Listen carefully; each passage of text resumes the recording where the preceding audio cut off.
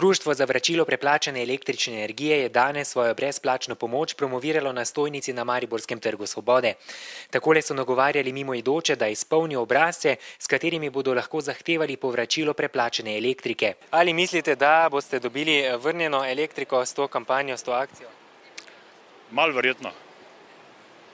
Kakšno denarno odškodnino torej težko pričakuje?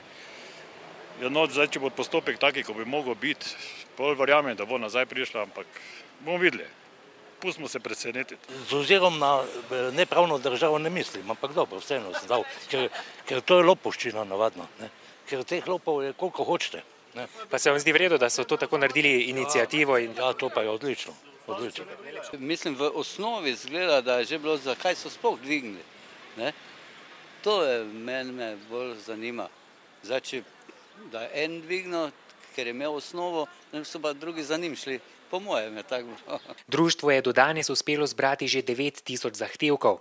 Če se želite priključiti skupini, morate nujno izpolniti posebno izjavo, pooblastilo in sporazum, ki jih najdete na spletni strani društva. Treba je prenesti specifikacijo računa, to je tisti zgornji del, ki ga načeloma stranka odtrgajo doma, ko grejo račun plačevati, številko odjemnega mesta, številko merilnega mesta, to so bistveni podatki, osebni podatki so tudi tam gor napisani, potem pa še davčna številka, pa številka tekočega računa, da se potem denar na ta račun nakaže, ko je postopek končan. Če hoče, da ga društvo zastopa skupinsko, potem je to to.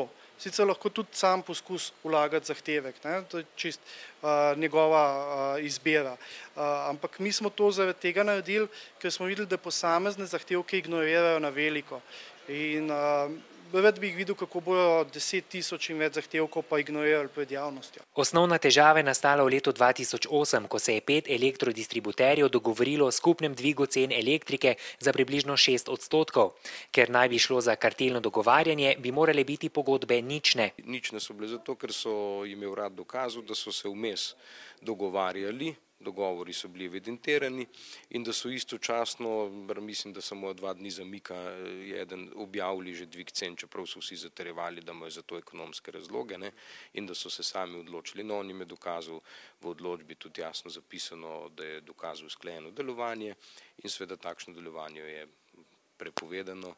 In tudi taka odločba je bila potrjena pravnomočno. S tem so državljane oškodovali za približno 15 milijonov evrov. Zelo različno, ker je odvisno od temu, koliko veliko je gospodinjstvo in v bistvu kaj počne z električno energijo, če se tudi ogreva ali ne. V povprečju lahko govorimo o neko 50 evrih, sicer pa lahko zelo zaniha med 30, 100, še več. Sicer bo društvo za vrnitev preplačane elektrike svojo pomoč nudilo še na stojnicah v Celju, Gorenjskem, Murski Soboti in Novem mestu. Čeprav se zavedajo, da jim najverjetneje ne bo uspelo zbrati vseh 900 000 zahtevkov, so optimistični, da bodo poskušali pomagati vsaj nekaterim oškodovancem.